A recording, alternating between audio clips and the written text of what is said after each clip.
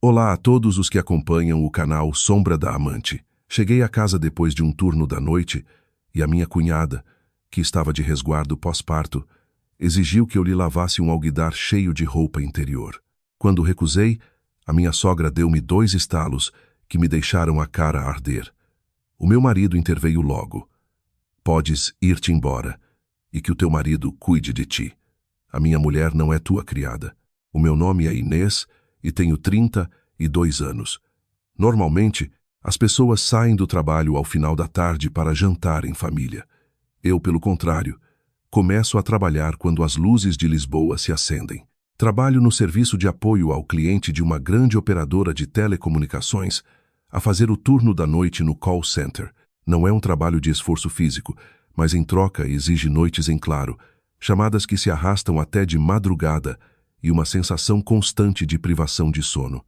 Naquele dia, como em tantos outros, saí do trabalho perto das 5 da manhã.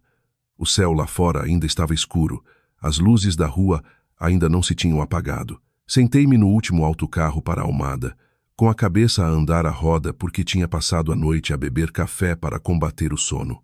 A única coisa em que pensava era em chegar a casa, tomar um banho quente, comer qualquer coisa rápida e dormir um sono profundo. No entanto, assim que entrei pelo portão, senti que algo não estava bem.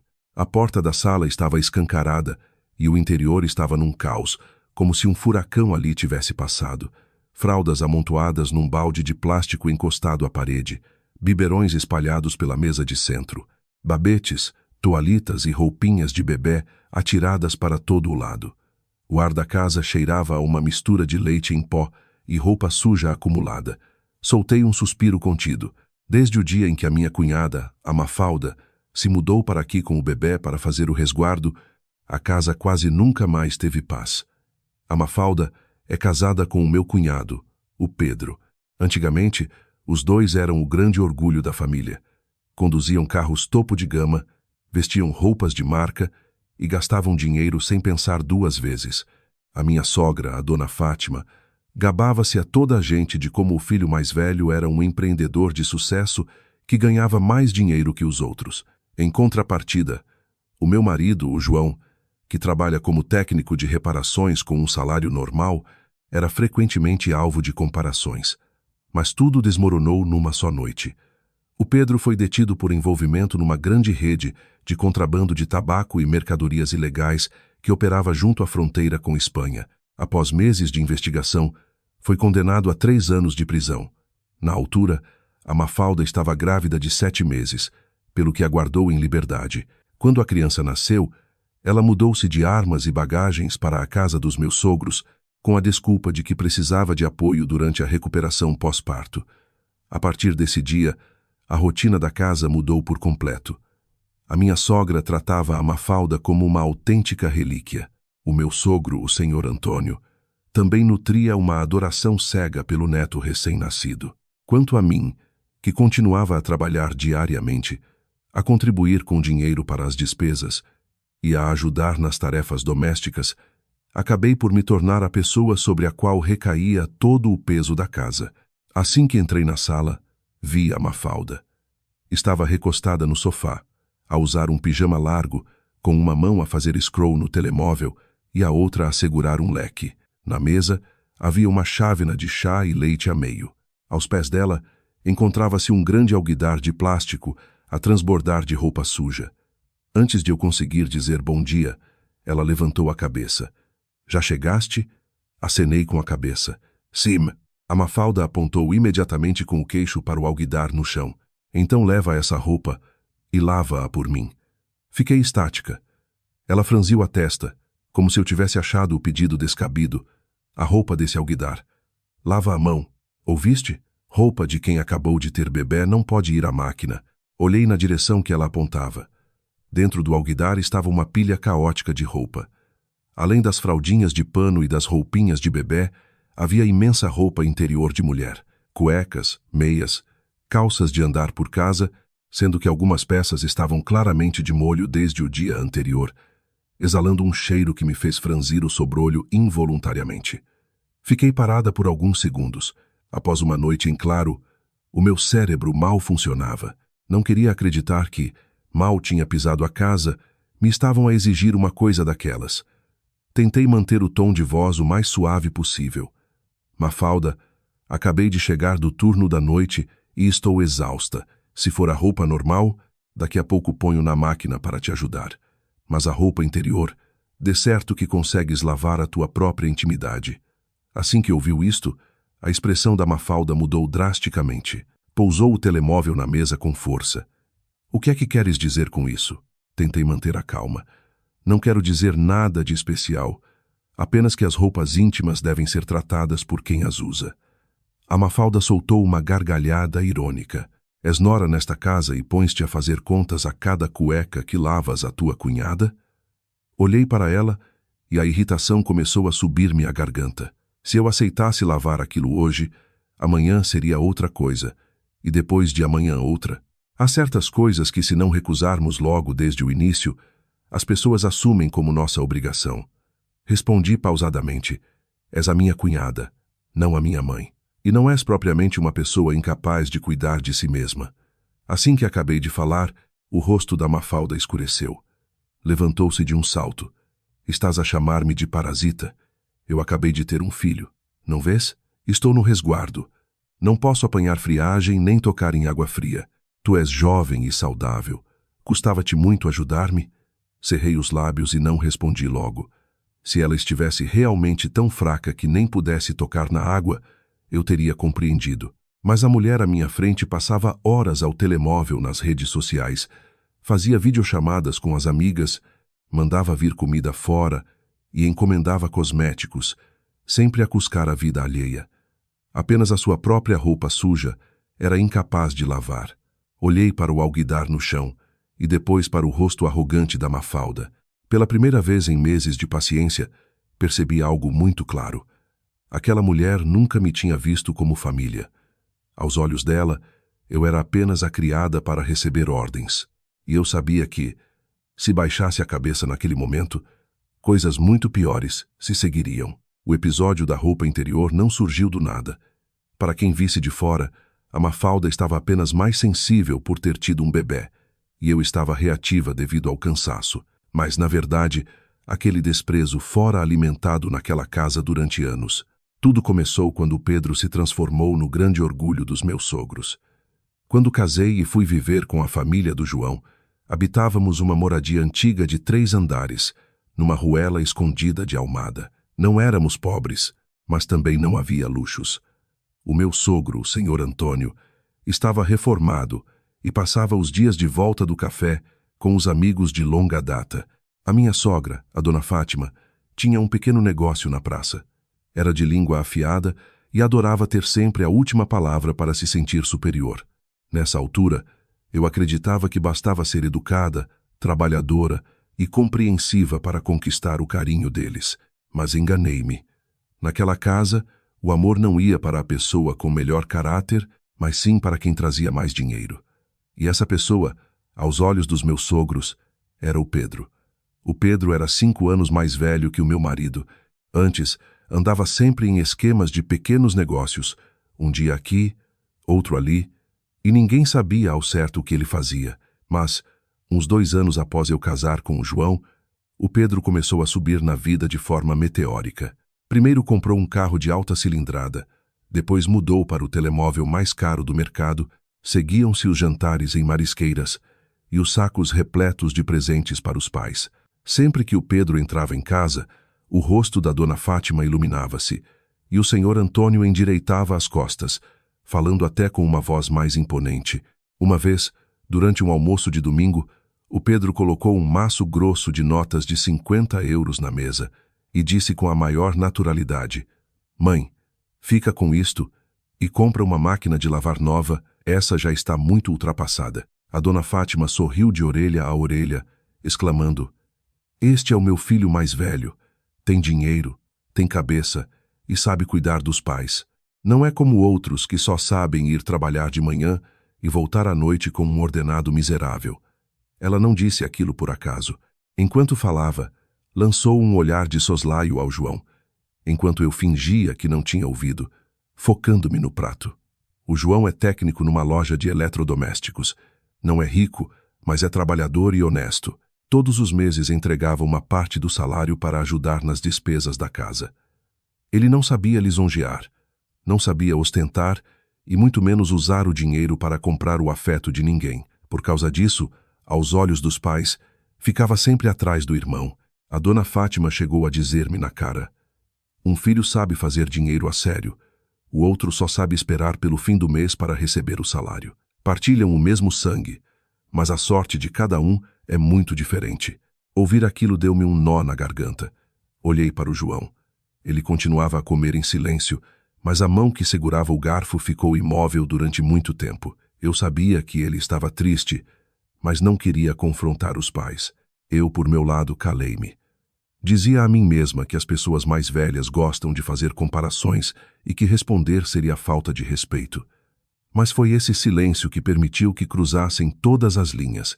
Pouco depois, os meus sogros anunciaram que iriam comprar um apartamento novo para o Pedro e a Mafalda. O senhor Antônio declarou durante o jantar: o Pedro agora é um homem de negócios, precisa de uma casa à sua altura. Quando receber os parceiros e clientes, tem de causar boa impressão. A dona Fátima concordou efusivamente. Exatamente. Quem tem jeito para o negócio precisa de investimento. Ficar aqui todos amontoados só lhe corta a sorte. Fiquei gelada. Os meus sogros juntaram as poupanças todas e ainda pediram dinheiro emprestado a familiares para dar a entrada do apartamento do Pedro. Quanto a nós, deram-nos a missão de ficar na casa velha com eles, pagando a alimentação, a água, a luz, os medicamentos da farmácia e preparando todas as festividades. Quando perguntei discretamente ao João se ele não se sentia magoado, ele apenas deu um sorriso triste. Deixa lá, Inês. Os meus pais acham que ele é um grande empresário e precisa de manter as aparências. Nós vivemos de forma simples, não há problema. Senti muita pena dele por aquelas palavras. Às vezes, quanto mais tolerante um homem é, mais a própria família o desvaloriza. Desde que se mudaram para a casa nova, a atitude da Mafalda mudou drasticamente. Em frente aos meus sogros, fingia ser muito generosa, trazendo-lhes um bom vinho ou um creme caro. Mas comigo, usava sempre um tom entre a brincadeira e o desprezo. Certa vez, ao ver-me chegar de farda do trabalho, riu-se com desdém. Tens muita força de vontade. Todos os dias a picar o ponto. Eu não servia para trabalhar por conta de outrem. Andar a receber ordens deve ser tão cansativo. Sorri por educação, mas ela não se ficou por aí. Adorava exibir o ouro, o dinheiro, a casa nova e até o sofá de milhares de euros que tinham mandado fazer à medida. Dizia a toda a gente que tinha nascido para ser patroa, não para viver a contar os tostões do supermercado no final do mês. Pareciam comentar 20 euros soltos, mas eram dardos apontados a mim e ao João. O estranho é que o Pedro começou a sair muito de noite. Às vezes, descia eu à cozinha à meia-noite para beber água e ouvia a carrinha dele estacionar lá fora. Ele cheirava a fumo, a poeira da estrada e a um odor esquisito à mercadoria fechada. Quando a dona Fátima lhe perguntava, ele respondia secamente: fui buscar carga. O senhor Antônio nunca fazia mais perguntas, apenas sorria satisfeito. Os grandes negócios dão muito trabalho. Um homem tem de ir à luta para fazer fortuna. Enquanto isso, a Mafalda passava a vida trancada no quarto a contar dinheiro. Certa vez, levei-lhe fruta e a porta estava encostada. Vi-a sentada na cama, com maços de notas presos com elásticos e um caderno de apontamentos cheio de anotações. Ao ver-me, fechou o caderno imediatamente, atirou tudo para a gaveta com estrondo e disse friamente: da próxima vez que entrares no quarto de alguém, bate à porta primeiro. Pedi desculpa à pressa, mas o meu instinto disse-me que algo não estava bem. Naquela altura, eu não sabia de onde vinham aqueles maços de dinheiro. Só sabia que os meus sogros não desconfiavam de nada. Para eles, o dinheiro era prova de competência. Quanto mais o Pedro andava na estrada a horas tardias, mais orgulhosos ficavam. Quanto mais a Mafalda se armava em superior, mais eles achavam que era o charme de quem é rico. Já nós, que vivíamos honestamente de um salário limpo, éramos vistos como fracassados na nossa própria casa. Portanto, o alguidar com a roupa interior daquela manhã Não era apenas um cesto de roupa suja. Era o culminar de anos de favoritismo, de desprezo e de permissão para que a Mafalda pisasse toda a gente, apenas porque outrora tinha tido dinheiro. Naquela altura, eu ainda não sabia que por trás daquela riqueza tão aplaudida havia um abismo que arrastaria a família inteira sem apelo nem agravo. Tudo rebentou numa noite de inverno. A rua já cheirava ao frio úmido característico de dezembro e as pessoas andavam atarefadas com as compras de Natal. Na casa dos meus sogros, eles planeavam como se iam gabar aos familiares do sucesso estrondoso do Pedro. A dona Fátima chegou a dizer-me: "Este ano temos de encomendar um cabrito maior. O Pedro agora é conhecido, temos de ter uma mesa farta para as visitas." Eram umas 10 da noite, quando o telemóvel do senhor Antônio começou a tocar insistentemente. Primeiro refilou, achando que era engano aquela hora, mas bastaram uns segundos ao telefone para que a sua cara mudasse de cor. A chávena de chá que segurava bateu na mesa com um estrondo seco. A dona Fátima, que estava a descascar legumes, perguntou assustada: "O que aconteceu? Estás pálido?" O senhor Antônio não respondeu de imediato, limitando-se a gaguejar: O Pedro foi detido." A casa ficou num silêncio mortal. Eu estava à porta da cozinha com um pano na mão, e o meu coração disparou. A dona Fátima arrancou o telemóvel das mãos do marido, mas a chamada já tinha caído. Tentou ligar para o Pedro freneticamente. À quinta tentativa, o telemóvel já estava desligado. Ela começou a tremer. Não pode ser. O nosso Pedro é um homem de negócios honesto. Quem teria coragem de o deter? Perto da meia-noite, um conhecido do senhor Antônio veio à nossa casa dar as novidades. A carrinha do Pedro tinha sido mandada parar pela polícia judiciária e pela GNR perto da fronteira. As caixas de fora diziam enfeites de Natal e doces, mas por dentro estavam carregadas de caixas de tabaco de contrabando. A pessoa responsável por assinar a carga e coordenar o transporte era o Pedro. Quando a dona Fátima ouviu aquilo, caiu redonda na cadeira. Não, de certeza que lhe armaram uma cilada. O meu filho nunca faria isso.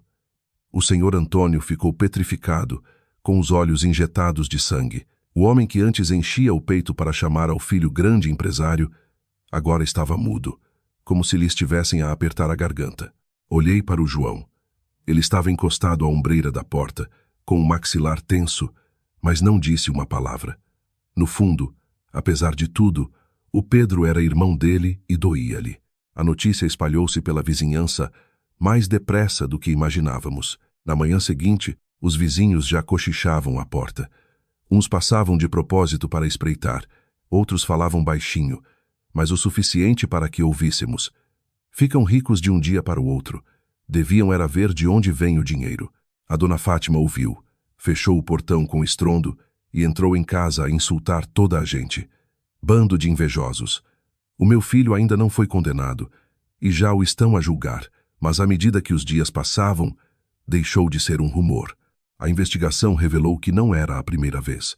Havia cadernos com registros de entregas, transferências obscuras, rotas noturnas, tudo aquilo que a família via como sinal de sucesso, afinal eram elos de uma cadeia criminosa. Na altura, a Mafalda estava grávida de 7 meses.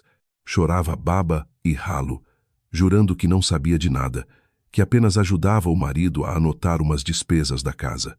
No entanto, foi chamada a depor várias vezes, pois a letra dela constava nos cadernos de contabilidade apreendidos. Sempre que regressava, chorava agarrada à barriga em frente à dona Fátima. "Sogra, tenho tanto medo. Eu só fazia o que o Pedro me pedia. Juro que não sabia do que se tratava."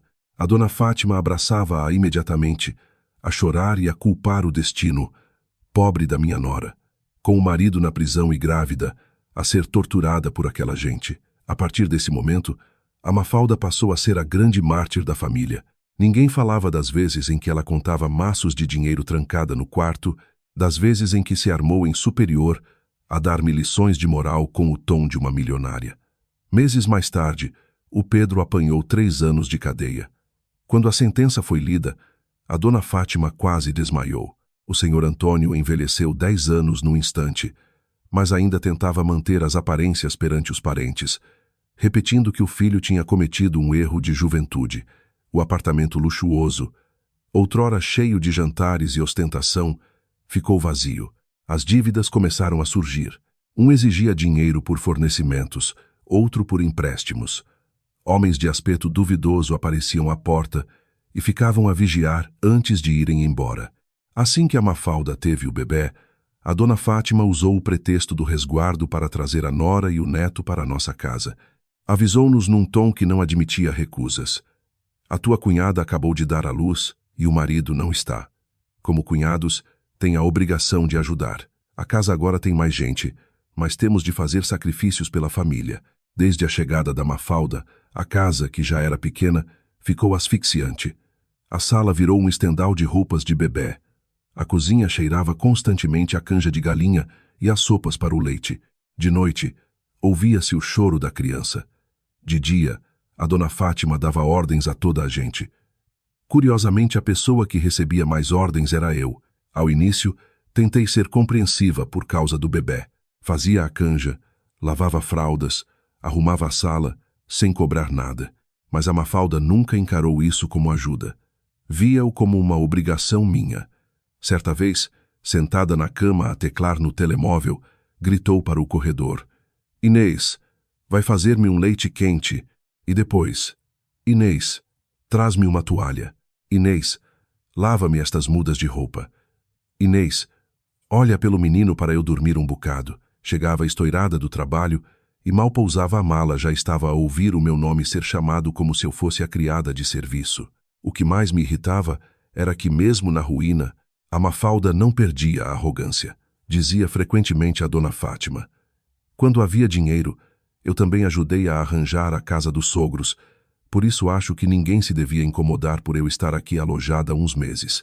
A dona Fátima ouvia aquilo e olhava para mim de lado, como a exigir-me gratidão. Suportei tudo aquilo inúmeras vezes, porque ela tinha tido bebê, porque a criança não tinha culpa, e para não colocar o João numa posição difícil. Mas quanto mais eu cedia, mais a Mafalda abusava. Até aquela manhã. Quando recusei lavar-lhe a roupa interior, percebi que a bondade, se for mal direcionada, só serve de tapete para os outros pisarem. Regressando ao momento em que ela me mandou lavar o alguidar com a ponta do queixo, eu tinha reprimido todo o cansaço. A cabeça doía-me, os olhos ardiam, a garganta estava seca do café, mas forcei-me a falar educadamente, porque sabia que, ao primeiro tom de voz mais alto, a casa virar-se-ia contra mim, acusando-me de ser uma nora desrespeitosa. Olhei a Mafalda nos olhos e disse calmamente: Mafalda, eu posso ajudar nas tarefas da casa. Tiveste um bebê e não sou insensível, mas a tua roupa interior lavas tu. É um assunto íntimo que eu não vou fazer no teu lugar. Fui clara, suave e não a ofendi em nada. Contudo, para alguém habituado a comandar como ela, a simples negação era uma ofensa capital. Ela agarrou-se à barriga, atirou-se para trás no sofá com uma careta de dor e começou a gemer. A sua voz autoritária transformou-se em choro copioso. Sogra, sogra, venha aqui ver isto. Não fiz sequer a quarentena. Pedi um favorzinho a Inês e ela humilha-me. Diz que tenho de ser eu a lavar, que somos um fardo nesta casa. Enquanto falava, passava os dedos pelos cantos dos olhos, mas eu vi perfeitamente que não havia ali uma única lágrima. Ouviram-se uns chinelos a arrastar-se na cozinha. A dona Fátima apareceu de rompante, ainda com a colher de pau na mão. Ao ver a Mafalda no sofá a queixar-se, cravou-me os olhos com um ódio cego. Não precisou de ouvir a minha versão. O olhar dela era de quem condena a partida. Que peixeirada é esta logo de manhã? O que é que estás a fazer, Inês? Respirei fundo. Ninguém está a fazer peixeirada. Cheguei do turno da noite e estou muito cansada. Apenas disse a Mafalda que punha a roupa normal na máquina, mas que ela podia lavar a própria roupa interior. Achei que era uma resposta perfeitamente normal. O rosto da dona Fátima fechou-se ainda mais. Bateu com a colher de pau na mesa e vociferou: Normal? A tua cunhada acabou de dar o primeiro neto a esta família. Está fraca. Se mexe na água, apanha uma febre puerperal e depois pede-te um favor de nada e fazes um drama como se te mandassem descarregar pedras. Que raio de nora me saíste tu, Inês? Olhei para ela e o meu estômago gelou. O primeiro neto da família. Desde que o rapaz nascera, aquela frase tornara-se um passe de impunidade. A Mafalda podia pedir o que quisesse, insultar quem quisesse, porque lhes deram um neto. Já eu, que trabalhava dia e noite, pagava contas e cozinhava, era apenas a nora mais nova, pronta a ser descartada. Tentei não me exaltar, mas as minhas palavras já não saíram dóceis. Fátima, eu respeito o resguardo dela, por isso tenho feito tudo nesta casa. Faço a canja, lavo os biberões, limpo a sala e o João até cuida do menino para ela dormir. E nunca vos atirei isso à cara. Mas ter um filho não lhe dá o direito de me tratar como empregada. Eu também trabalho, também pago as contas desta casa. Não vivo à custa de ninguém para ser tratada assim. Assim que fechei a boca, o ambiente ficou pesado como chumbo. A Mafalda abriu um dos olhos e esboçou um meio sorriso cínico. Não era a expressão de alguém magoado, mas sim de quem finalmente tinha atiçado a fogueira como queria. A dona Fátima, essa sim, perdeu as estribeiras. Avançou na minha direção tão rápido que nem tive tempo de recuar. Pá! Um estalo acertou-me em cheio na face esquerda. O meu rosto virou com a força, e o meu ouvido começou a zumbir. Antes de sequer conseguir falar, veio o segundo. Pá! A minha face direita ficou a arder como se tivesse sido queimada a fogo. A dona Fátima espetou-me o dedo na cara, a tremer de fúria.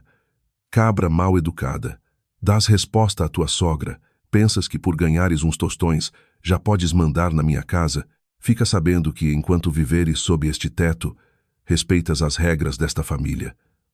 Não me venhas com as tuas modernices da rua para aqui.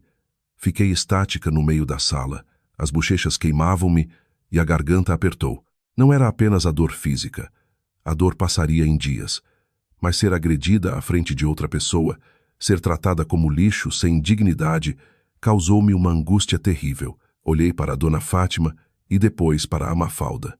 Já estava sentadinha, a fazer festas na barriga, de lábios cerrados, mas com um brilho de satisfação nos olhos. Nesse preciso momento, o senhor Antônio entrou da rua. Claramente tinha ouvido a discussão. Imaginei que fosse intervir ou repreender a mulher, mas não. Olhou para mim de relance, olhou para o alguidar e disse com desdém: tanto barulho por causa de um bocado de roupa suja. Uma mulher de família tem de saber aguentar em silêncio. Não respondes e está acabado. Estás a destruir a paz da casa. Aquela frase foi o balde de água fria definitivo. Aos olhos deles, não importava que eu tivesse sido esbofeteada. Não importava que tivesse passado a noite a trabalhar. Não importava a humilhação de ter de lavar roupa íntima alheia. A única coisa que importava era que eu me submetesse. Mordilhei o lábio para impedir as lágrimas de cair. Não queria chorar à frente da Mafalda, mas as minhas mãos já tremiam de revolta, sozinha perante a minha sogra, o meu sogro e a minha cunhada. Pela primeira vez, senti que aquela casa já não era um lugar onde eu pudesse ficar. Foi quando julguei estar completamente isolada que a porta do quarto lá ao fundo se abriu. O João estava na ombreira da porta, com o cabelo desgrenhado e o rosto negro de raiva. O som dos estalos devia tê-lo acordado. Os olhos dele varreram o alguidar, o sorriso contido da Mafalda e pararam nas minhas faces vermelhas. Naquela fração de segundo, vi os punhos dele cerrarem-se. Não precisou de explicações. Tinha percebido tudo. O João estava petrificado. Olhava para o meu rosto magoado, olhava para a roupa no chão, e o seu olhar habitualmente pacífico gelou por completo. Nunca o tinha visto olhar para a própria mãe daquela forma, sem gritos ensurdecedores, sem descontrolo visível, mas com uma frieza que assustava muito mais que qualquer berro. Deu passos lentos em direção à sala e perguntou com uma voz grave: quem bateu na minha mulher? O silêncio reinou durante uns segundos. A dona Fátima, ainda no calor do momento, sentiu-se afrontada pela pergunta do filho e colocou as mãos nas ancas. Fui eu. A tua mulher foi insolente e recusou-se a ajudar a cunhada de resguardo. Tive de a ensinar a respeitar. Algum problema? O João olhou fixamente para a mãe. Não baixou a cabeça, nem pediu desculpas em meu nome como das outras vezes. Colocou-se firmemente à minha frente. Era como se a sua simples presença fosse um escudo impenetrável, A sua voz soou límpida na sala. Tu ensinas a tua nora aos estalos? A minha mulher acabou de chegar de um turno da noite. Não lhe perguntaste se estava cansada, não lhe perguntaste se já comeu, e exiges que lave as cuecas dos outros? Acha isso normal, mãe? A dona Fátima vacilou. Provavelmente nunca esperou que o filho mais novo, sempre submisso e pacato, a confrontasse à frente de toda a gente. Mas recuperou logo a pose de matriarca. Estás a falar assim para a tua mãe? Desde que casaste estás cada vez mais atrevido. A tua cunhada teve o menino. Pede um pequeno favor e a tua mulher tende a apoiar. Esta casa não sustenta noras egoístas. A Mafalda viu ali a oportunidade e intrometeu-se. Abraçou a almofada e começou a falar com a voz embargada. João, não esperava que pensasses isso de mim. Tive o bebê há pouco tempo. Passo noites sem dormir a tratar da criança. Só pedi um favorzinho a Inês e ela trata-me como lixo.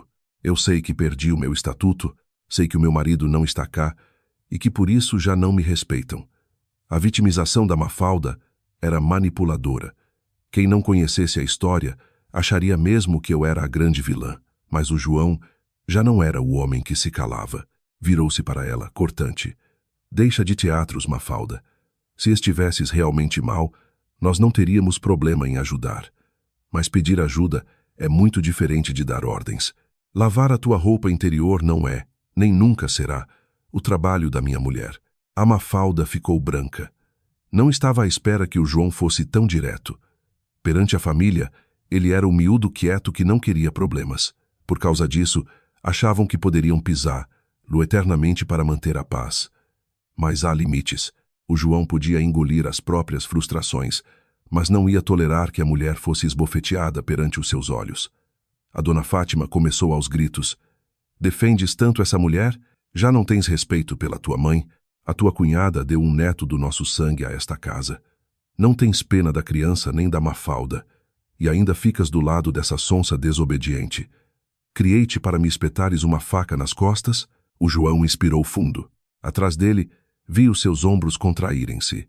Ele disse, pausadamente, eu adoro o meu sobrinho, mas gostar do meu sobrinho não implica fazer da minha mulher uma criada. A Mafalda que vai ter com o marido dela, para que ele trate dela.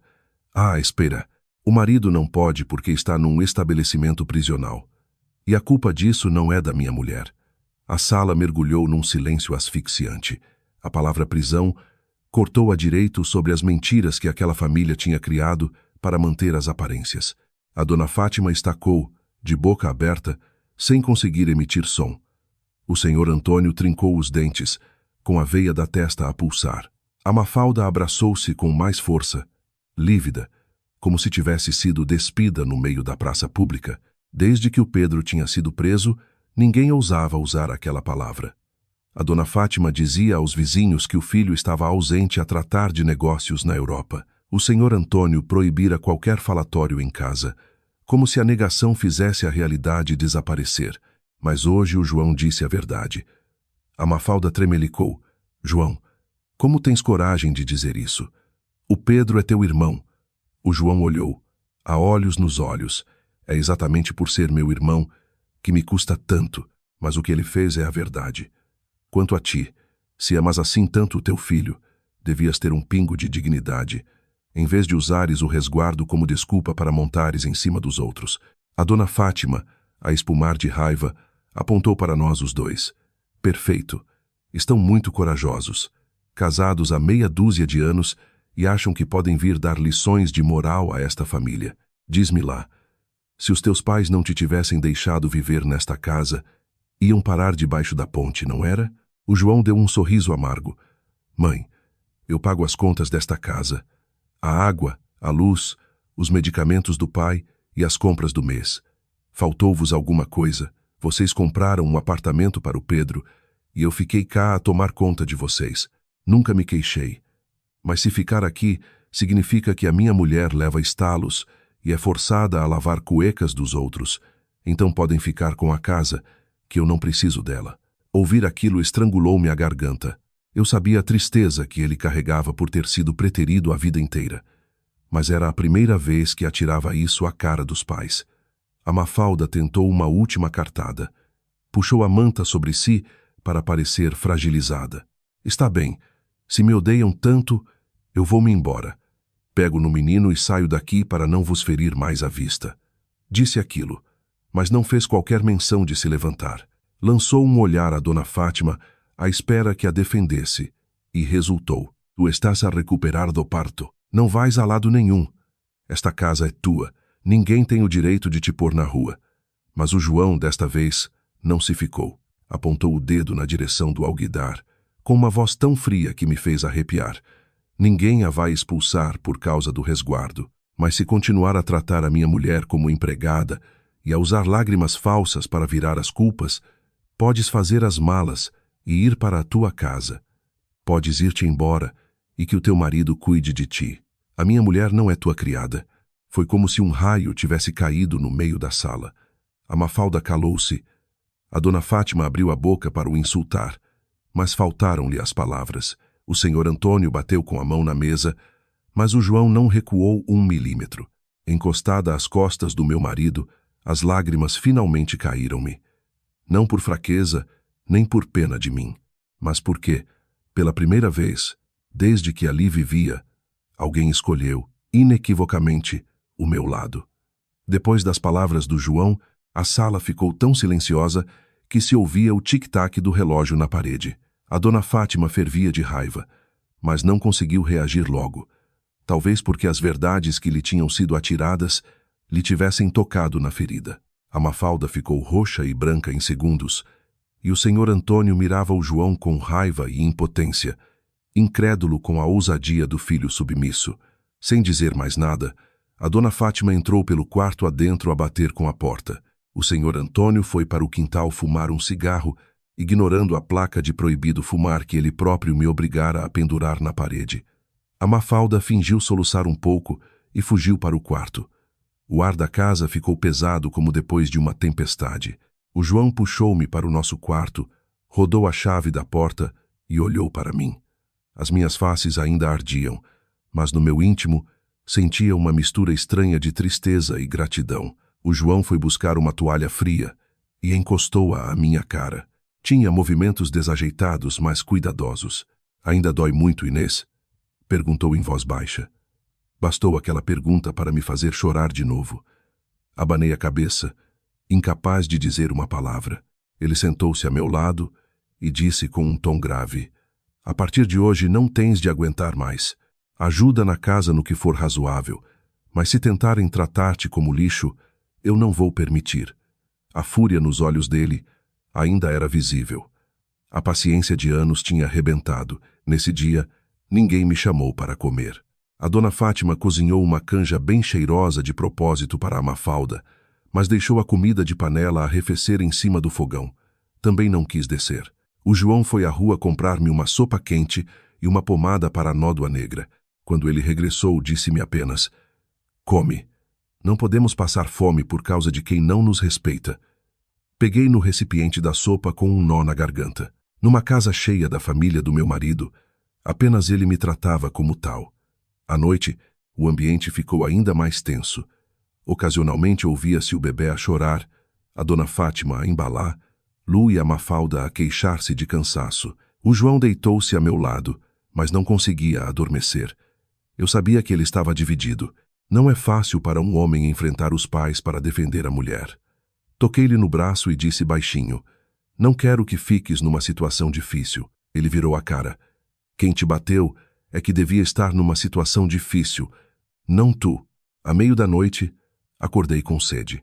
O João já tinha adormecido de exaustão. Levantei-me sorrateiramente. A casa estava às escuras, com exceção de uma fraca luz amarela que saía pela porta entreaberta do quarto dos sogros.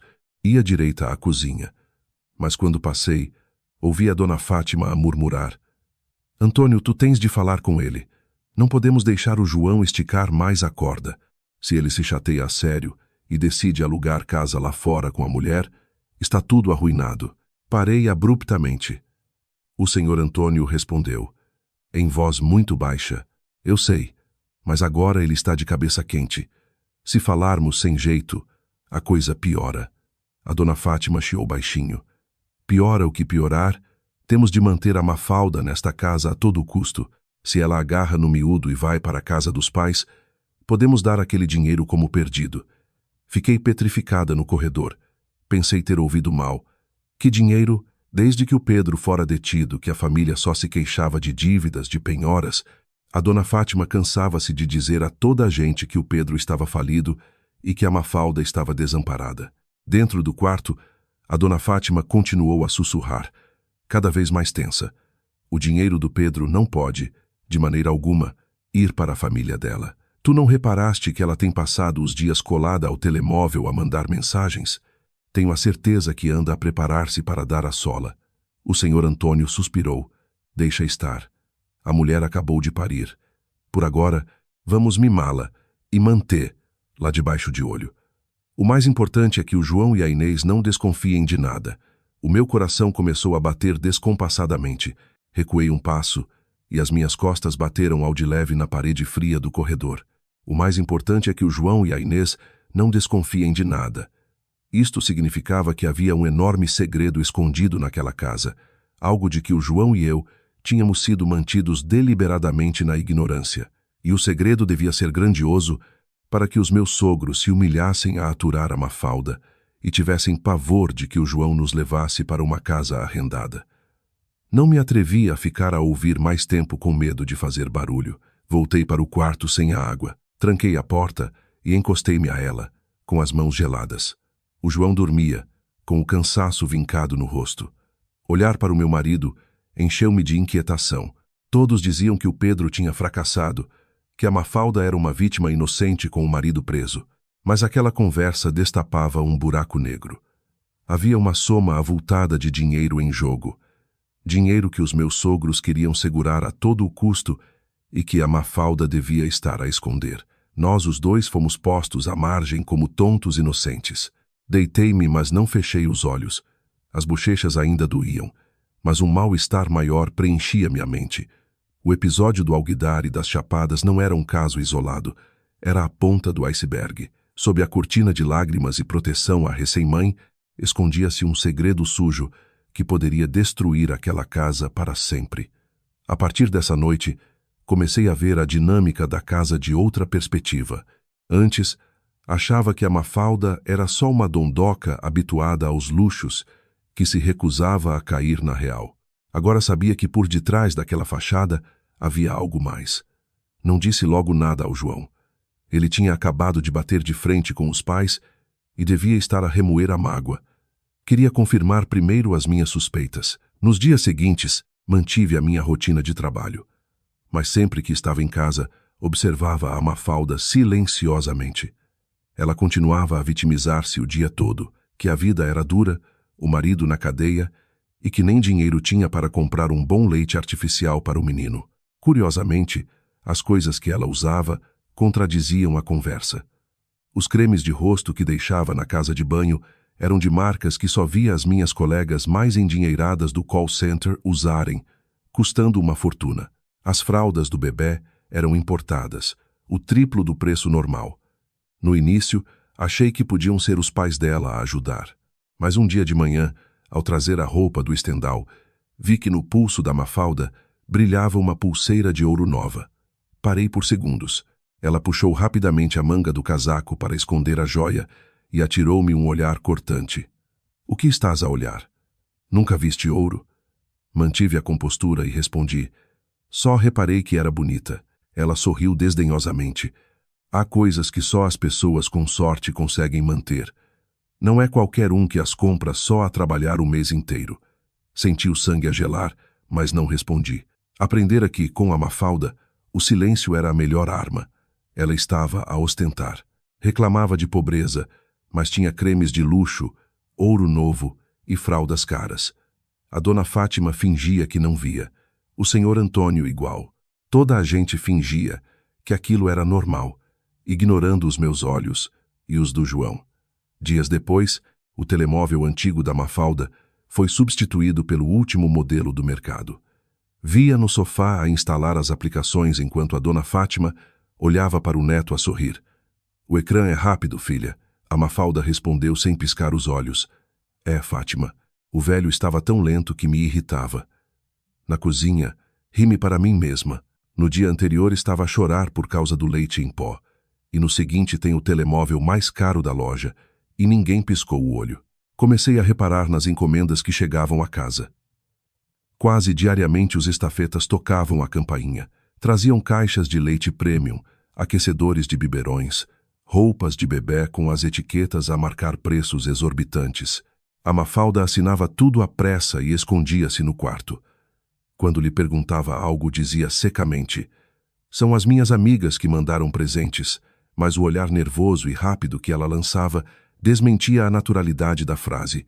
Numa tarde, como estava de folga, cheguei à casa mais cedo. A dona Fátima tinha levado o neto a passear para mostrar às vizinhas, e o senhor Antônio estava no café. Assim que abri o portão, vi um estafeta junto à porta da rua, com um volume volumoso envolvido num saco de plástico preto. A Mafalda saiu de casa com um boné enfiado na cabeça e uma máscara no rosto. O estafeta perguntou em voz baixa: "Dona Mafalda? É uma encomenda do Nuno." A Mafalda fez um gesto brusco para que ele se calasse e enfiou-lhe uma nota na mão. "Para a próxima, ligue-me antes e não fique à porta à vista de toda a gente."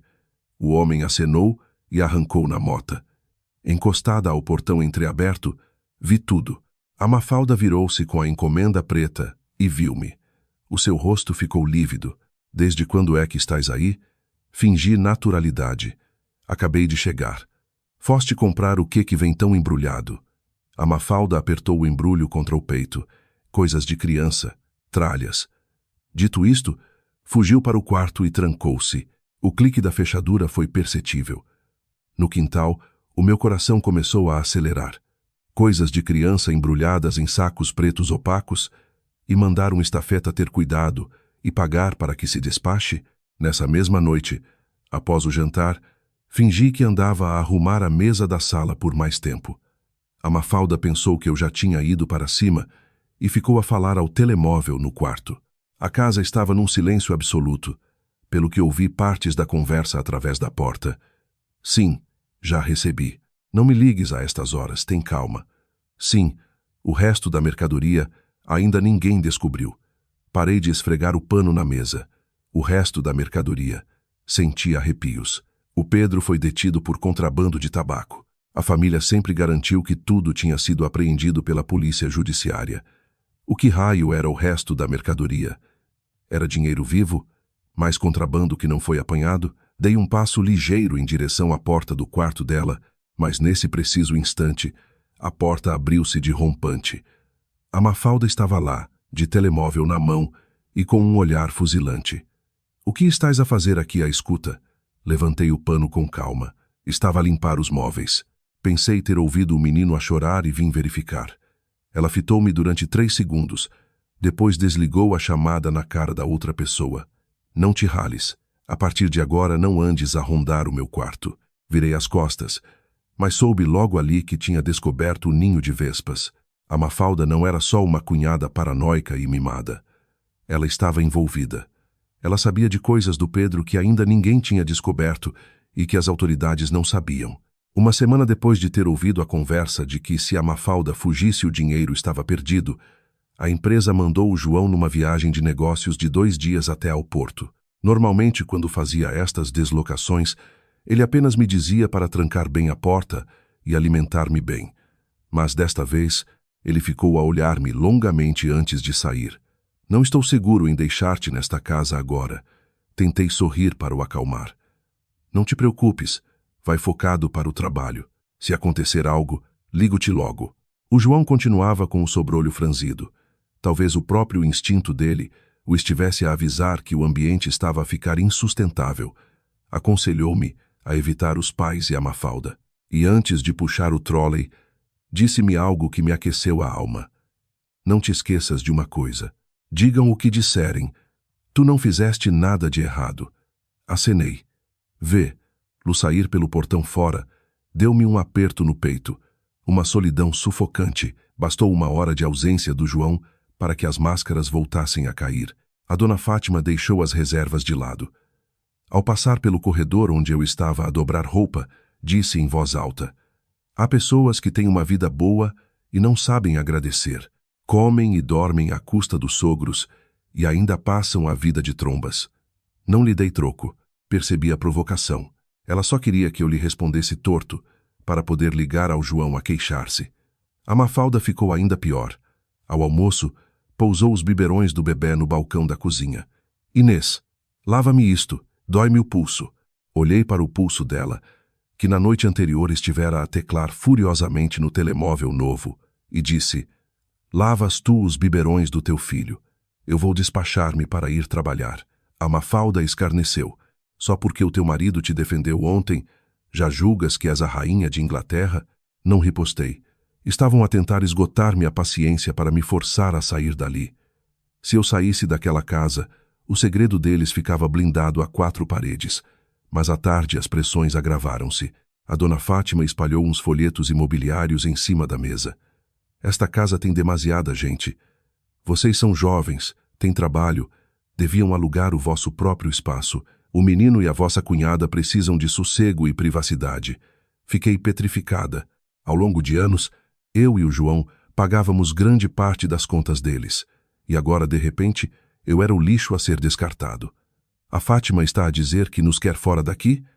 Ela alisou um dos papéis. Não estou a expulsar ninguém. Mas se tiveres juízo, percebes.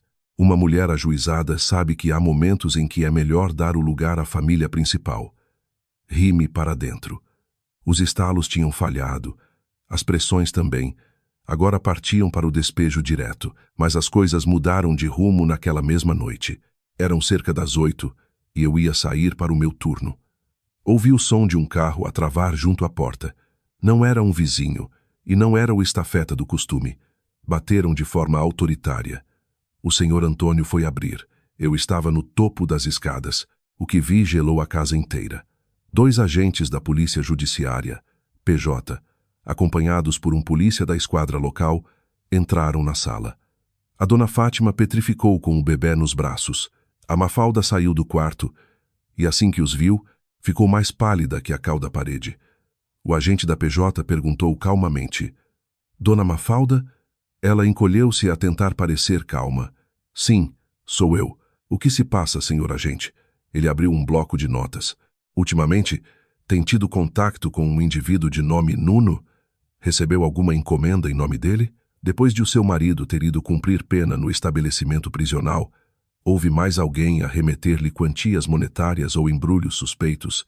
Cada pergunta era uma chicotada de realidade num lago que eles tentavam manter sereno. A Mafalda gaguejou. Não sei de nada. Não me lembro. São só presentes de amigos para o bebê. Os polícias não gritaram, nem fizeram qualquer detenção. Apenas anotaram as respostas confusas e deixaram uma advertência clara. Disseram que estavam a rever diligências ligadas ao processo do Pedro e que ela poderia ser chamada para ser interrogada a qualquer momento na sede da PJ. Saíram e a porta fechou-se. A Mafalda quase desabou no sofá. A criança, assustada, começou a berrar. Pela primeira vez vi a minha sogra sem qualquer compostura. Ela olhou para a Mafalda com um pânico indisfarçável. O que é que eles queriam saber sobre o Nuno? Tu disseste-me que já estava tudo tratado e escondido. A Mafalda desatou num pranto desesperado. Eu não sei, mãe. Não sei. Devem ter aberto a boca no outro lado. Se eles encontram aquilo, eu estou morta. Eu, parada nas escadas, tinha as mãos a agarrar o corrimão com força. O Nuno, o saco preto, a mercadoria que faltava. Tudo encaixou na minha cabeça. E a dona Fátima ergueu os olhos e viu-me no cimo dos degraus. Não me atirou pratos, nem me mandou embora. Pôs o bebê a dormir na alcofa, subiu a escadaria a correr e entrou no meu quarto de rompante. Com os olhos vermelhos do choro, aquela mulher soberba agarrou-me as mãos. Inês, a voz dela era um lamento rouco. Não saias desta casa. Por favor, eu imploro-te. Fiquei sem chão. Era a primeira vez que a ouvia pronunciar um por favor dirigido a mim. Horas antes, exigia-me o despejo. Dias antes tinha-me enfiado 2 murros verbais e 2 estalos na cara, e agora agarrava-se a mim como a uma boia salva-vidas. Puxei as minhas mãos bruscamente. Fátima, tens medo que eu saia de casa? Ou tens medo daquilo que eu ouvi e sei? Ela calou-se, e os seus lábios tremeram. Aquela pausa revelou-me tudo. A família estava à beira de um abismo gigantesco, tão grande, que a minha presença nela já não era apenas como nora indesejada. Eu passara a ser o escudo humano de um crime oculto. O João voltou ao fim da tarde do terceiro dia, debaixo de um grande aguaceiro. Ouvi a fechadura destrancar e vi o casaco dele ensopado da chuva. Noutras ocasiões, a dona Fátima corria a dar-lhe atenção. Hoje, estava sentada a olhar para o teto, paralisada. A Mafalda passara a vida trancada à chave no quarto. O João pousou a mala e sussurrou: "Passou-se alguma coisa na minha ausência?" Olhei para a mãe dele. Estava de ouvidos espetados para ouvir a conversa. "Sobe, muda de roupa. Eu já te conto tudo." O João não questionou, subiu em silêncio. Assim que fechamos a porta, desatei a falar. Contei a vinda da PJ, as perguntas sobre o Nuno e os pacotes, a conversa escutada atrás da porta, o choro ensurdecedor e a Fátima a suplicar-me de joelhos para eu não ir embora de casa, com o folheto imobiliário esquecido na mesa. O João ouviu tudo, em silêncio absoluto. O maxilar dele cerrou. Custava-lhe ouvir. Era a família dele. Apesar de tudo o que lhes faziam, a revelação de um esquema sujo daquele calibre é um duro golpe. "Estás a dizer a verdade, Inês?" murmurou, exausto. "Se isso é verdade, por que raio os meus pais são tão displicentes a guardar segredos?" Abri o telemóvel e mostrei-lhe a lista de datas e horas em que a Mafalda recebeu os sacos do estafeta Nuno. "João, eu espero que isto seja só a minha imaginação, mas a judiciária já cá veio bater à porta. E por que é que a tua mãe de repente tem pânico que nós saiamos de casa?" O olhar de dúvida do João transformou-se em puro alerta. "Deixa estar. A partir de hoje não forces o assunto. Se o que dizes for verdade, isto não é uma mera quesilha familiar. Vai muito para lá disso." Nos dias seguintes, o João estava mais atento. Não confronou a família. Observou. Certo dia, ao final do dia, o senhor Antônio pediu ao João para arranjar uma ventoinha estragada no quarto dos pais. A ventoinha estava a fazer demasiado ruído, e o meu sogro era demasiado forreta para comprar uma nova. A dona Fátima tinha levado o neto a ver televisão e o senhor Antônio foi para a rua. Estava a arrumar a louça na cozinha quando ouvi o chamamento quase imperceptível do João. "Inês, sobe rápido." A voz dele falhava. Subi as escadas 2 a 2. O quarto estava vazio, o João ajoelhado junto à antiga mesa de cabeceira de mogno, com a última gaveta atirada para fora. Ele olhou para mim e apontou. Debaixo de um velho jornal que forrava o fundo da gaveta, havia uma caderneta bancária embrulhada num saco transparente. O João pegou nela a tremer. Quando a abriu, ficamos os dois paralisados. O saldo no fundo da folha era de mais de 80 mil euros. 80 mil euros numa conta a prazo, numa casa onde choravam por 10 euros de despesas de luz e por causa da canja. O choque maior não foi o número, foi o nome escrito na caderneta. A conta bancária estava em nome de Mafalda.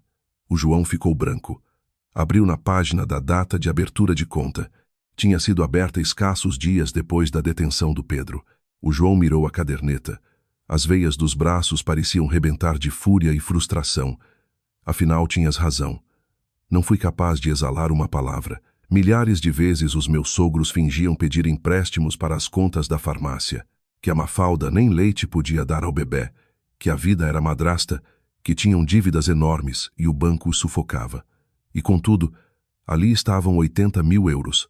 Estavam na sua pose de vítimas quando, na verdade, tinham debaixo do colchão uma fortuna criminosa. Eles exploravam a nós, o João a trabalhar honestamente, enquanto protegiam as fortunas ilícitas do Pedro a todo o custo. O João encostou a cabeça à madeira da gaveta. Nunca o tinha visto tão destruído. E, com uma voz quebrada, declarou: "Sempre achei que os meus pais beneficiavam o Pedro por ele ter um feitio mais falador, ou por lhe terem dado o primeiro neto da família, mas havia dinheiro envolvido. O tempo todo houve dinheiro sujo envolvido." Fotografou todas as folhas daquela caderneta com o telemóvel e colocou as coisas exatamente como as tínhamos encontrado. Ainda não é a hora de estourar a bomba. Se formos lá abaixo dizer isto, eles escondem e fazem de conta que nunca aconteceu. Concordei. O João não parecia atônito. Parecia finalmente o homem que descortinava as sombras com uma determinação fria. Antes de sair daquele quarto de casal dos pais, fixou o olhar naquele móvel sujo e disse-me: se há crimes cometidos por baixo deste teto familiar, eu próprio os arrasto para a claridade. Não te permito mais uma ofensa. Eles tentaram defender uma fortuna suja. Eu defenderei a nossa honra. Ao descobrir a caderneta com os 80.000 euros na posse e no nome da Mafalda, a tensão do ambiente cortava-se à faca. Eu via a Mafalda como uma predadora encostada à parede. Ela pressentiu que andávamos calados. Percebeu que o João a observava sempre que ia aos recados, que os telemóveis soavam nos quartos fechados e nós ignorávamos. Quando os mentirosos se sentem encurralados, atacam a mínima ameaça. Antes de conseguirmos encontrar algo que os ligasse diretamente à rede de contrabando ou que lhes causasse a queda final, a Mafalda engatilhou a sua arma para se livrar de mim. Foi de manhã, num dos meus dias de folga do call center. Estava em sono profundo quando a casa estremeceu com um berro infernal. Meu Deus, o meu ouro! Roubaram-me o ouro todo. O grito foi tão violento que eu e o João demos um pulo na cama. Saltamos para o corredor. A Mafalda chorava no chão do patamar de cima, descabelada e de pijama, segurando uma pequena caixa de joalharia em veludo vermelho, escancarada e oca. A dona Fátima, no corredor, tinha os olhos a faiscar. O senhor Antônio tinha largado o rádio aos solavancos. Que estrondo é esse? A Mafalda tremia convulsivamente. Pai, o meu ouro. A caixa está vazia. A pulseira do bebê, a minha aliança, os meus cordões de ouro, as minhas medalhas antigas. Havia ali milhares de euros. Levaram-me tudo. A dona Fátima fez um compasso de mira brutal. Nem demorou meio segundo.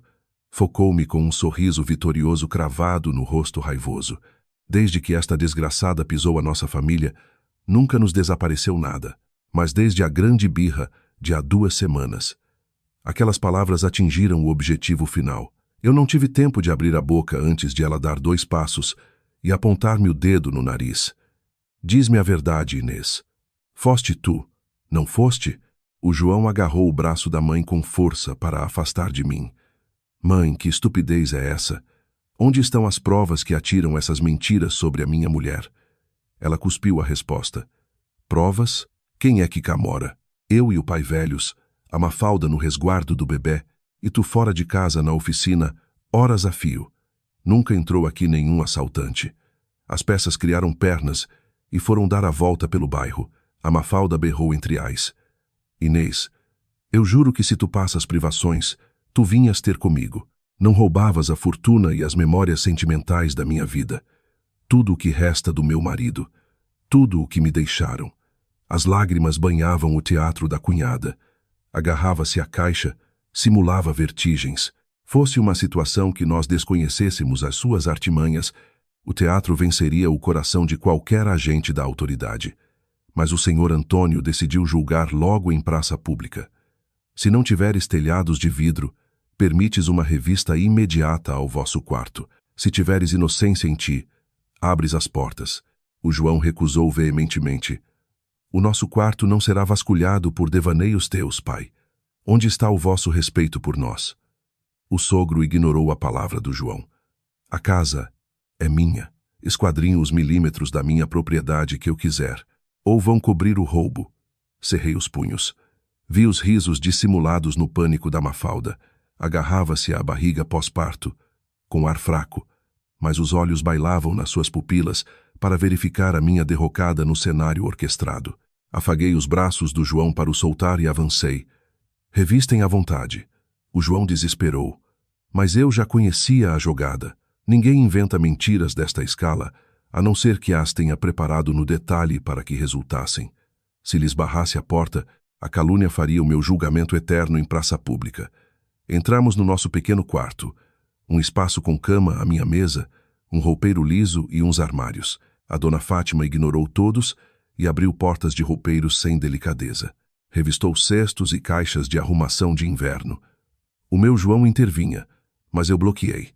Até que a Fátima chegou a uma última gaveta baixa com blusas polares de inverno e puxou do meio uma bolsa preta. Agarrou nela.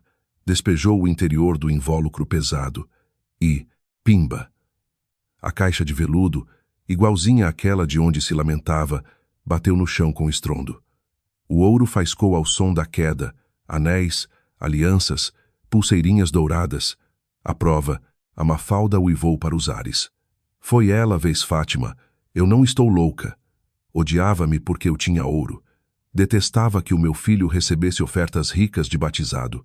Esta mulher roubou-nos as sobras para nos deixar sem sustento e apunhalou a nossa dor de ver o Pedro preso. A dona Fátima voltou a virar-se e cuspiu os versos do ódio. Agarra as malas. Lixo de gente que come e dorme com os patrões e rapa a carteira quando eles viram as costas. E pensas que safavas isto a dizer ao teu maridinho que andas cansadinha. É sórdida.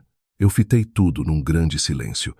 Um plano de aniquilamento moral que corria risco de ter chamado as autoridades para me humilhar e dar um fim aos bisbilhoteiros lá de casa. Fui apunhalada na calada da noite por uma mulher que nem as cuecas do rabo queria lavar. A cena dramática das condenações corria, mas a dada altura o cenário estalou porque o João começou a rir-se. Um riso abafado, gélido, cadenciado, como um martelo a descer o corredor. Todos calaram o choro falso e a indignação perante o som atípico daquele desfecho tenso. O João tirou tranquilamente o seu telemóvel do bolso. Avançou na direção da Mafalda, os olhos cortantes como estilhaços, e asseverou: vais difamar a esposa do meu peito, mas acho que foste burra de me esquecer a profissão. O meu trabalho não é consertar meros televisores. Instalaste o ouro todo sem sequer olhar para o teto, onde instalei uma câmara de vigilância remota escondida esta mesma semana.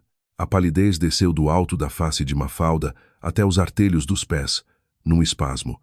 O rosto de branco cor de cal misturado a uma gagueira, ao mesmo instante que atirava ao chão os berloques que exibia no seu falso choro. Olhei para o João abalada.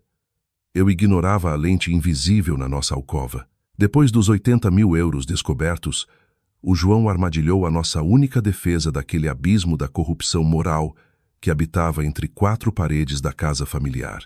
Aquele olhar resoluto não desviava. Eu deixei de ser a acusada no canto da vergonha. Os dados mudaram de rumo a nosso favor. O silêncio do pânico ecoou pelo quarto adentro. A dona Fátima, que erguia os braços com altivez a apontar para nós, recolheu as garras, paralisando na sua própria pose envenenada. O senhor Antônio tinha uma tremedeira nos cantos da boca e observava para trás. O telemóvel iluminava uma luz branca, e o João apontou para que toda a gente visse a tela inteira com máxima nitidez. E por que não telefonam logo às autoridades?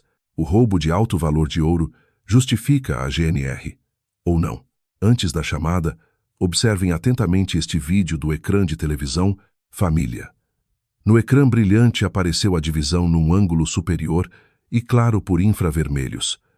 Às tantas da manhã, com a casa abandonada, porque eu e o João andávamos fora da alçada das camas, a porta que cede no meio silêncio do corredor escuro, de roupão vestido rosa claro que, fatalmente, ainda vestia no corpo perante eles na nossa humilhação matinal. Era ela. Vê-se perfeitamente o andar da recém-nascida mamã de rabo arrastado.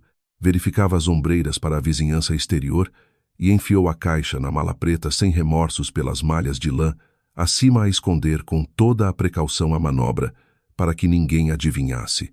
A Mafalda, que diz nem se levantar que as forças lhe caem ao pó para tarefas de rotina, arrumava o quarto como a profissional das limpezas de luxo, saindo ligeiramente como entrada. O quadro dramático na vida real era de cinema. O senhor Antônio encostava a cara na frincha à visão e a dona Fátima não esboçou mais um pingo de energia. Olhei fixamente nos olhos Batá! Então chamamos a Guarda Nacional Republicana para a acusação e julgamento dos meus roubos e perguntei sussurrada como vento letal. Chamamos a Guarda Nacional Republicana para a acusação e julgamento dos meus roubos? Diz-me, Mafalda, qual a decisão para esta hora em diante? Ela descaía do seu posto, o peito agitado, e num timbre de quem foi amarrado vivo, suplicava atordoada. Podes. O meu erro. Deitei uma caixa pelo engano que o escuro fez da casa. Não estava nas minhas perfeitas posses pós-nascimento com os meus tratamentos do meu médico. E entrei pelo erro nos teus armários, O esquecimento atraiçoou-me a mente a procurar um agasalho. O João cortou-a a meio.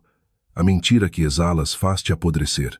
O teu aposento de luxo fica nos antípodas desta mesma habitação. Fizeste um passeio propositado de mala e sacola. Queres enganar as autoridades do crime de invadir o nosso dormitório para a armadilha da nossa moral social? E eu que esperei pelo que vinha. Puxou logo a gravação de áudio do telemóvel noutro ponto e abriu nos graves do altifalante, que disparou para todo o lado os mesmos tons da senhora acamada dias antes.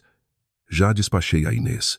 Vai parar com tudo no meio do relento do lixo, vão escorraçar, lá quando descobrir o ouro com os polícias lá embaixo, para ver ela afundada nos esgotos todos do bairro, que as cuscas de cada praça adoram, a ela e ao coitadinho do desgraçado do João, puseram-se contra a nossa parede, os desgraçados.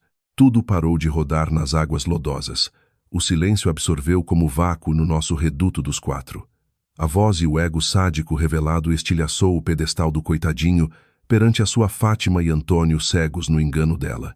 A criança guinchava pelo tédio noutras alas, mas as caras deles ficaram em choque no meio dos planos obscuros que nos atiraram ao fogo. Um plano delineado com extrema frieza, onde não entra a carência materna dos sentimentos afetivos, mas a sede de destruição pela ganância pura. O João meteu o objeto na calça de fato de treino. Falou gélido o suficiente para apagar um verão. Das duas, uma. Deixa de brincar com as pessoas desta casa e fecha o discurso das vitimizações falsas e choro. O vídeo sairá desta casa no próximo passo em falso e não me hesitará os dedos. Se tocarem um grama na Inês, com acusações de tretas de velhas de beco e vizinhas falsas, levarei o veredicto pessoal do crime com testemunhos gravados perante o tribunal, sem compaixões das tuas tretas pós-maternidades que mancham os outros. Coloquei o meu peso nas sapatilhas. Não ia acuar aquelas ameaças e a sogra opressora. Eles armadilharam e a forca ficou em seus ombros sujos de prepotência. Eles fecharam as garras com as suas farsas reveladas, mas eu suspeitava do grande elo perigoso atrás de tanto medo e da necessidade louca de eu não descobrir do porquê o ouro seria motivo principal. Ao ouvir a sentença do meu marido de frente com os três, as posturas e a choradeira falsa caíram ao lixo. A Mafalda, de mãos encardidas, soltou as culpas das joias esquecidas, tentou contornar para as doçuras e remorsos dos parentes aflitos daquela noite assustadora de escândalo familiar. Inês, eu perdi a razão, mas sabes as pressões que um marido acorrentado ao estabelecimento prisional nos criam. Juro por tudo que o nervo toldou as razoabilidades. Posso apagar todas estas culpas hoje perante a ti. Eu e o meu marido ignorávamos os choros de falsa esperança de absolvições que os cínicos oferecem nos piores desastres. Se houvesse brecha nas leis, eu passaria pela pior escória criminosa que a Almada alguma vez registrara na humilhação de ser expulsa, como vagabunda, por uma algibeira de bijuterias douradas roubada ao luto de um criminoso. João, podes calar as artimanhas com ela e passar as questões. Eu percebi as culpas das minhas ações irrefletidas e a perturbação de instabilidades. Encerra o palco desta nossa briga. Fátima implorava a Mafalda em espasmo e olhar cabisbaixo, sentando na cama sem folga de moralidade. O João atalhou o senhor Antônio no momento-chave da farsa total. As tuas joias são farrapos no meio do que tens espalhado, porque hoje falaremos abertamente do livro, em conta que escondes ali nas tuas posses, na cômoda principal da minha mãe, num montante ilícito acima de 80.000 euros, não justificados do trabalho do nada. Quero clarificações das transferências monetárias antes do meu encerramento final destas histórias. O senhor Antônio recuou ao som das avultadas dezenas de milhares, saltando pelo instinto dos cães que cospem a ameaça real das posses alheias descobertas. O que dizes com a minha gaveta? Vasculhas o sagrado das posses particulares de teus velhos progenitores e invades, sem clemências, o patrimônio. Tu passaste da linha, estás cego. O João encolheu os ombros. A revolta que tinha foi afogada com verdades cristalinas ao dispor de o mostrar a todos. A face da miséria perante um saque sem tamanho feito no seu coração, em troca de crimes familiares. Reclame antes das aldrabices e não da minha reles tentativa de arranjo do rádio no vosso quarto de idosos, onde a gaveta bloqueada se atravessou aos meus reparos e caiu na minha total ignorância os cifrões de milhões camuflados nos rodapés falsos de revistas velhas e no seio do filho submisso esmifrado para trocos miseráveis quando possuem palácios virtuais perante os bancos. Desmistifique-me as dúvidas desta fortuna do contrabando do meu irmão preso, que se aloca e assenta, nome exclusivo à Mafalda, na segurança financeira, em detrimento do resto da população de sofredores do caso e dívidas ocultas. Exibi do meu ecrã as fotocópias todas do titular da banca e somas totais do aforro escondido que se abrira 2 dias a par das grades dos calabouços do Pedro sem mais nada. Explique, então. O montante cai-lhe das árvores aos pés. No pior luto das posses, onde nada ficou dito sobre desfalques de capital do contrabando escondido nisto. A Mafalda tremia na cadeira, tentou o baloiço defensivo, mas não teve onde. Arrastou-se e vomitou, engolida na pior saliva. O dinheiro era empréstimo. Os meus progenitores mandaram do suor do seu esforço para proteger a sua filha sem sustentos. Eu não sabia. Só era de minha parte da casa.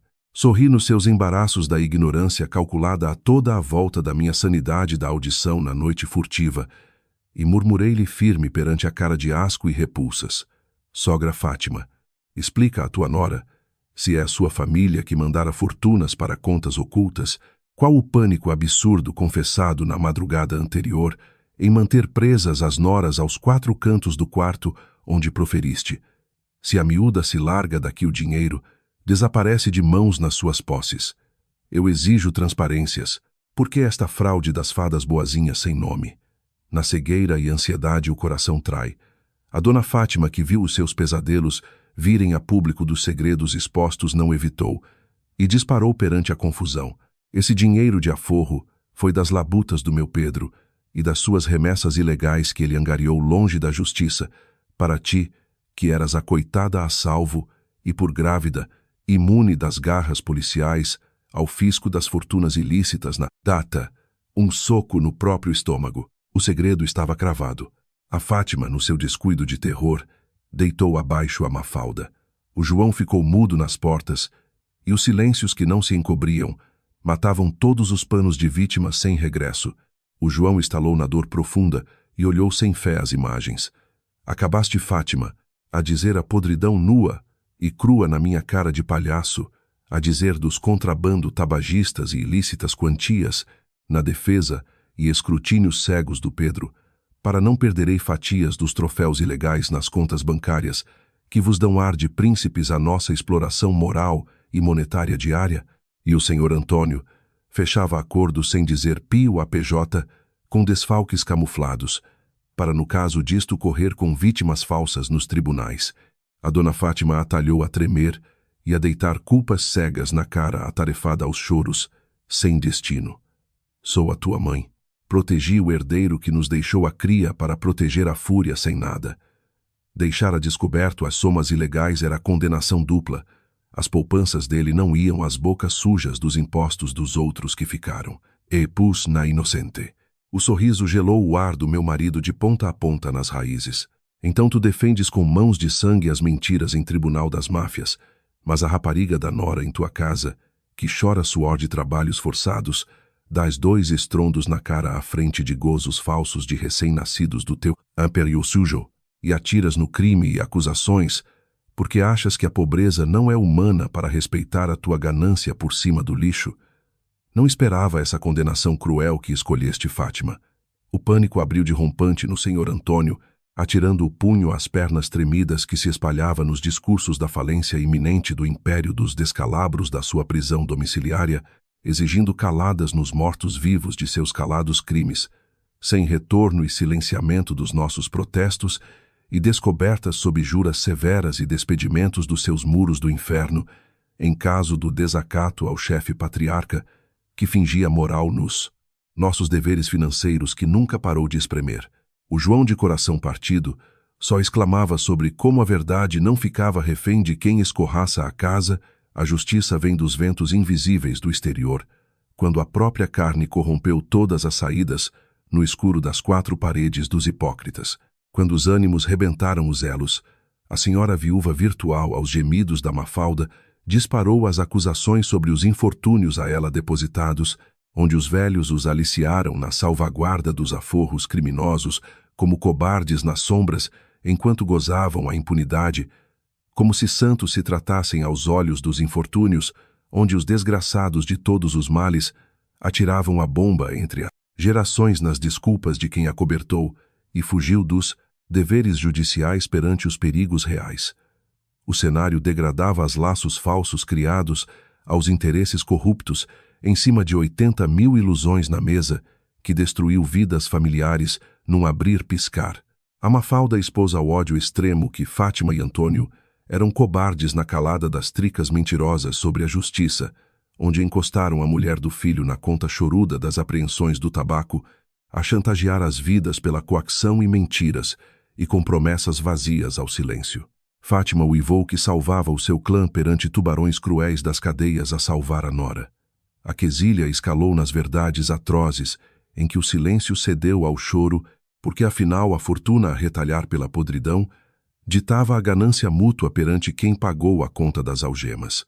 Nós observávamos atordoados, num espaço em Almada, a casa em luto de amor corrompida com fortunas e fumo ilícito, e que de moral se desvanecia no pântano cego. Tudo era teatro onde nós não tínhamos passe VIP, e as desculpas para a arrogância eram moedas fáceis que eles amaldiçoaram com acobertamento das autoridades, sem retorno e sem final na amargura, cega e mentiras das mães sobre choradeiras e falsos resguardos das roupas sem dono na sala de estar a pedir, estalos nas noras submissas por causa de migalhas ilusórias. O João concluiu abalado perante tamanha baixeza familiar, de que o pedestal erguido nos escombros na sua vida modesta, afinal fora alimentado de falsidade, traições civis e dinheiro em tabacos contrafeitos, e o desprezo familiar escondido das algemas de uma vida criminosa do Pedro, que atirou fardos cegos na paz, caseira sem retorno, e culpas nas culpas, não partilhadas onde os fracos sofrem os lixos podres não apanhados das buscas do processo, que os incriminavam sem escapes agora expostos nas chamas abertas, que rebentou o vaso da casa por invejas falsas às correntes das pratas roubadas, nas quesilhas infundadas das calúnias armadas. O silêncio fúnebre regressou ao estalar das cinzas das lágrimas mentirosas, que nada explicavam dos horrores vividos, onde apenas os cobardes restavam. A Fátima e Antônio não reagiam, e a Mafalda só temia os ecos finais do dia fátuo perante as confissões expostas da sua corrupção. De súbito, ouvimos a campainha do portão exterior a bater em latão velho, e o toque de correio chamou do silêncio os moradores perante a desgraça real, alheio aos prantos. Entrega registrada. Correio do estabelecimento prisional para o senhor João. O João gelou num relance, aceitou o correio castanho de logótipos nas abas e sinetes das trancas da lei, em papel fechado pelo selo. A dona Fátima queixou nos bicos dos pés, cravando as mãos da esperança, cega nas verdades, perante a correspondência do prisioneiro ausente, que a salvava aos choros finais. Carta do Pedro: deixa as mãos na minha posse de mãe e do filho. O João ignorou com frieza, destacou o selo e analisou o papel rasgado com o seu remetente do Estado e puxou folhas de escrita rala do recluso. O rosto mudou o brilho nos segundos e, com solenidade, ditou e recitou em alta a verdade daquelas paredes e da prisão aos seus, de alma fraca. O Pedro escreveu as mágoas perante os parentes aflitos e as suas falsidades cegas entre lutas ao capital e revelava em bomba os mistérios que restavam sem fechos, aos descalabros familiares entre esposa e progenitores, em ganâncias ocultas aos cifrões cegos da cadeia, onde eles encobriam desfalques da apreensão na ilusão, que era o fim das quantias da sua falência criminal, revelando a verdade e a mentira da fortuna perante a própria cara. Os 80.000 nos depósitos apenas era a folha solta das fortunas, nos pacotes falsos das buscas não ocorridas. O grosso estava na conversão à moda antiga do ouro escondido na casa da penhora no apartamento, antes das algemas ditas a tempo.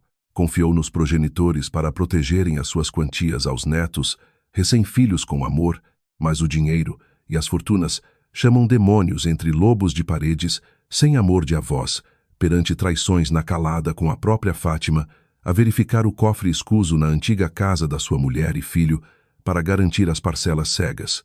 E aos sustos, a Mafalda, a abanar das mentiras, não resistia aos gritos e negações, ao pânico revelador que soava das grades distantes, a acenar as negações ao ar e aos choros que atordoava no choro perante as escritas pesadas que desfazia a sua santidade. E o pior cravou: a mulher não fora apenas inocente das transações de carga do contrabando.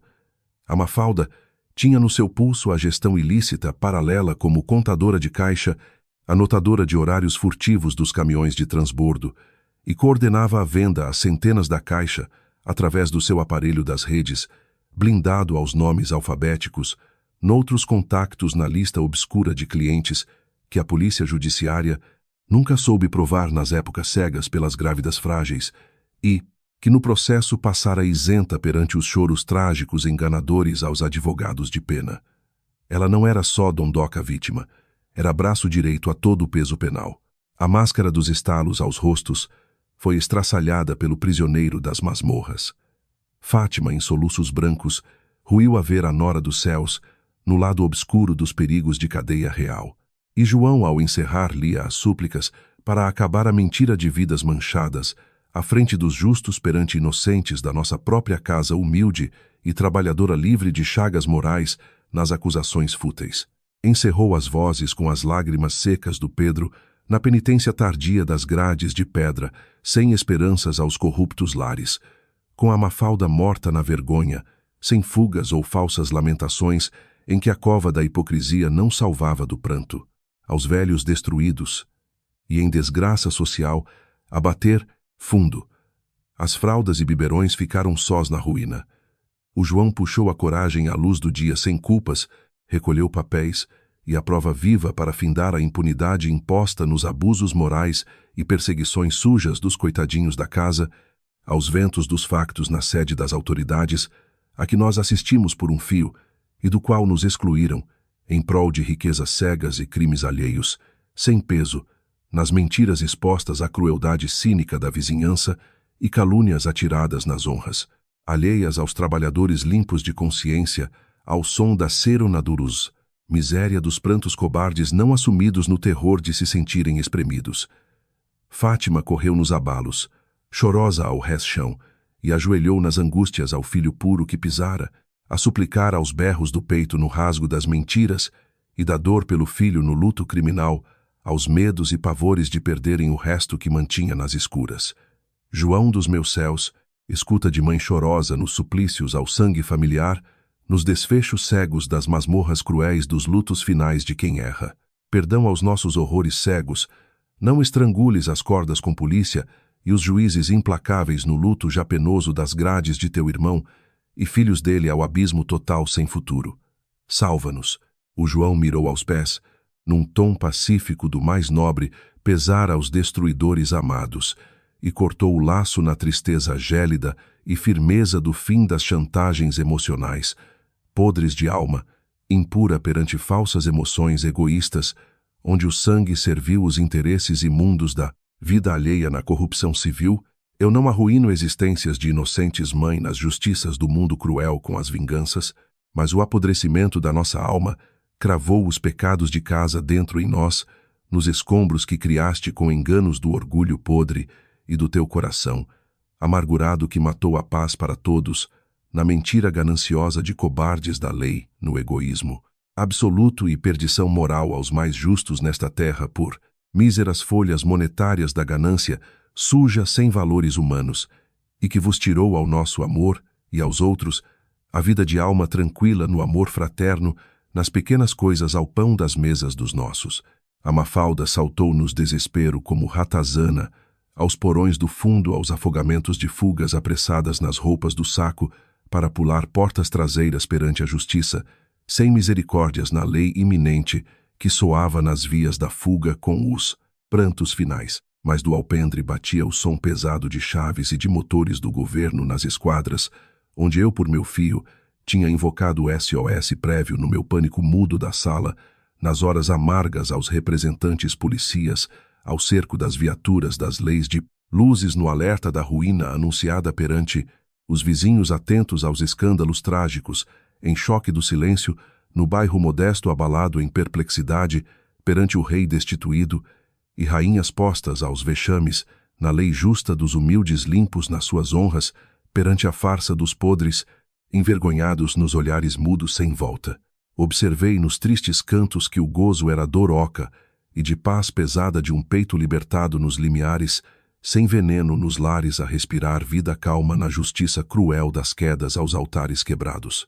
Nos processos seguintes, a justiça fez curso em trâmites nos tribunais normais da polícia judiciária e de bens sequestrados à máfia nos fundos nas propriedades ocultas, ao lado do nome do ouro, encontrado atrás dos muros nas moradias ricas, com provas incriminatórias, claras a cocriminosa detida nas lides secretas das rotas do transporte no fumo sujo, desmantelado das gangues que atou as garras do sogro, envergonhado, e da mãe na coação dos aforros encobridores, sob os crivos frios do peso no juiz, e do descalabro dos vizinhos à mercê da fama triste, exposta sem os dinheiros limpos que ela arruinou, sem estalos e escravidão, suja em prol de nada aos choros das algemas falsas, ao abismo real aos filhos.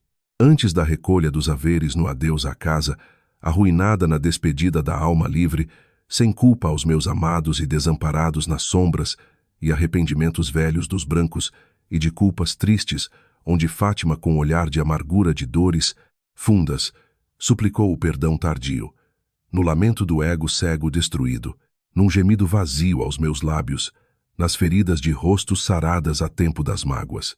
Eu num passo pacífico, olhei a dor final aos rancores fechados, sem odiar a perda, porque ódios pesam nas pontes da alma, a caminho dos sonhos da claridade no peito. Que o silêncio da paz, sem as dores no prato escuro, te faça luz no respeito do valor da justiça para os outros, porque perdoei os teus lutos pesados na vida e encerrei num desabafo na dignidade de uma mulher, firme nos abalos e livre perante correntes opressivas invisíveis e sujas. Saímos nos alcatrões frios das tormentas da chuva, finda sob a almada, nos ventos cortantes aos fardos, lançados à paz real, e limpa de culpas dos horizontes, onde a opressão morreu nas lágrimas engolidas pelas mulheres espezinhadas na sujeição familiar imposta em dinheiros e medos, e por uma modesta ruela arrendada à casa, foi nosso farol a refazer lares nos aconchegos nas mesas com água, e o abraço firme de alguém, e a dignidade clara ao peito intacto, onde nenhuma riqueza podre ou casa imensa compram paz, o abraço ao justo nas noites cansadas sem máculas, onde o respeito das vozes valem as riquezas intocáveis das existências inteiras e alinhadas aos horizontes dos puros corações refeitos, sob as provações dolorosas passadas que vencemos, intactos na vida modesta, mas sã com o amor nos corações alinhados, a um futuro luminoso da vida limpa sem culpas dos fortes, sobre o terror em queda, num laço de justiça, que findou os monstros do nosso calvário, superado nos céus, mais francos do dia, perante as noites do passado varrido de sombras frias e opressivas, para todo, sempre dos resgates de uma vitória inteira nos horizontes e luz, radiosa da paz verdadeira.